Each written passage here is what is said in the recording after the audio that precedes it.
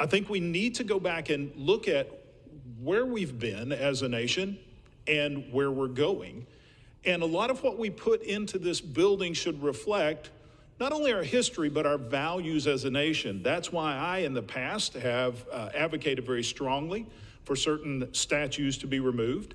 I think it's important now that we have both parties looking at this. In fact, when I was in the Georgia legislature, I realized that Georgia was the sole state of the former Confederacy that had not officially condemned the act of slavery, nor had condemned its participation in slavery during these dark periods of our nation.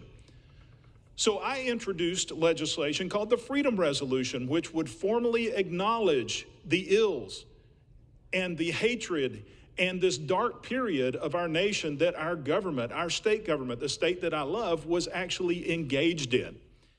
It was a Republican, a good friend of mine in the state legislature, Scott Turner, who in 2020 introduced legislation that he knew I supported and I came out publicly supporting to remove Stephen's statue and replace it with a statue of Martin Luther King Jr.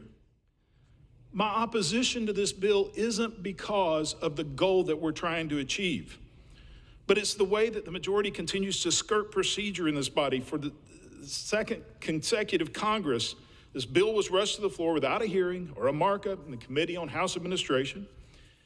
The lack of urgency to organize a committee is a reason for enough concern. Even more disappointing is our failure to address several approved statues or replacement requests from state legislatures.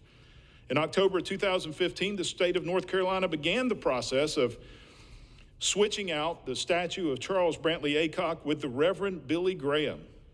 Now, this passed the North Carolina House 71-28, a bipartisan vote, and the Senate 44-0. Unanimous vote in the North Carolina House, but yet we still have not taken action on approving that.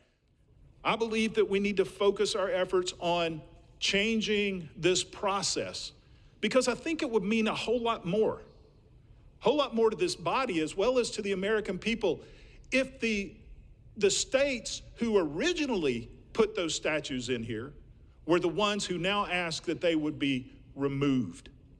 I think that would be much more appropriate than this body taking action, is that if we reformed our process to make it where the states could actually do it, it would mean a whole lot more to the future of our nation.